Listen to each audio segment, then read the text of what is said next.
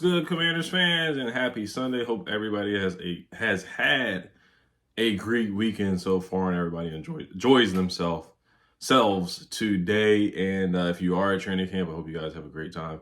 I will be there on Tuesday, so that will be a lot of fun. I'm excited for that. But just want to give you guys a real Terry McLaurin updates. All the updates I've given before have been real updates. So it's not like I've just been making videos just to make videos. I have been giving real updates, as I know some people have been upset. But this is a legitimate update. So Terry McLaurin did report to camp today. So the Commanders made a roster move. They reinstated wide receiver Terry McLaurin from reserve / did not report and placed him on the active / physically unable to perform list. They also released cornerback Fentrell Cypress. Now, Fentrell Cypress was undrafted. And I think they made that move because they really believe in their cornerback room this year. I think last year they probably would have waived or released somebody else at a different position. But I think since Trey Amos has been balling, I know it's only been 3 days of camp, but Trey Amos has been balling. Marshawn Lattimore looks back to his Saints self. And let's see here. Who else? Mikey has been dominating so far. I mean, I know Jalen Lane's a rookie, but, he was bullying and big boying Jalen Lane yesterday or the other day. And John Jones and Will Harris just look good. So I think they believe in their cornerback room. And them releasing Fentrell Cypress, it could not be for that reason. But I think they heavily believe in their cornerback room. And I may make a separate video just talking about how much the cornerback room has really, really, really, really improved, man. And I know we haven't played a game yet. But I think they really feel like their cornerback, and everybody knows that it's not rocket science for that. It's not rocket science to say that, but the cornerback room, I think it actually be a legitimate strength of the team, and it might be the strength of the defense if Marshawn can play like the Marshawn that we traded for, or at least close to it.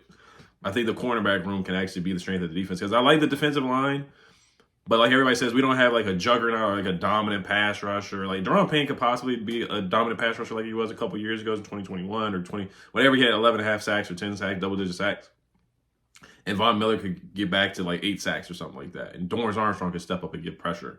And we could slow down the run with Dietrich Wise. But I think right now, the cornerback room could actually be our best group. Like I said, it's a couple of ifs. If Trey Amos balls out like we project him to be, I think our cornerback room could probably be the best. Other than the linebacker, Frankie, I almost misspoke. Frankie and Bobby definitely are the best group. They're both in the top 10 in their respective position.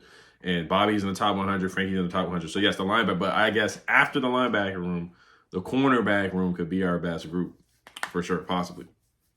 All right, so Terry being back is good news. Now, they did say that he has an ankle injury, and I think either Nikki or Candy Wall said that he did have the injury from last year.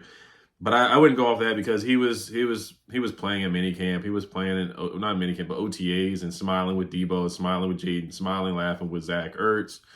So I think the ankle injury is just a hold-in mechanism or a tactic. Just like Brandon Ayuk did a hold-in last year, Jamar Chase didn't hold in, and they always say they have an injury and they don't participate. Like that's their way to sit out and hold in. But I think this is a positive sign. Like we all saw, everybody was like, "Oh, it doesn't matter that he was at the yoga place in Alexandria or Ashburn or wherever it was in Virginia."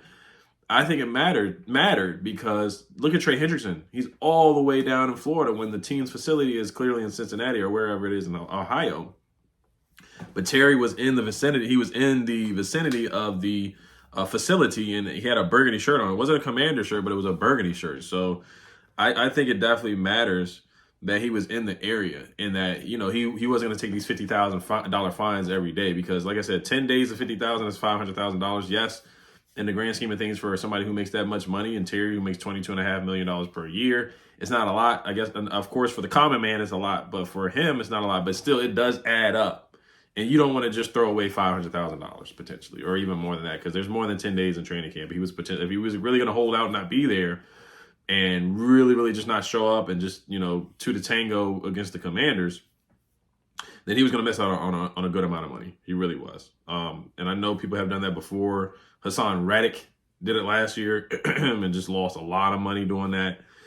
But I know Terry wants to be around his guys. He is a team captain. He loves his teammates. They love him. So I knew he was eventually just going to show up anyway, whether the deal was not done or not. But of course, he's not going to participate in practice for the foreseeable future until he does get what he wants, is that $30 million per year, which is projected from Jeremy Fowler. So I think it's a positive step in the right direction. I'll say that.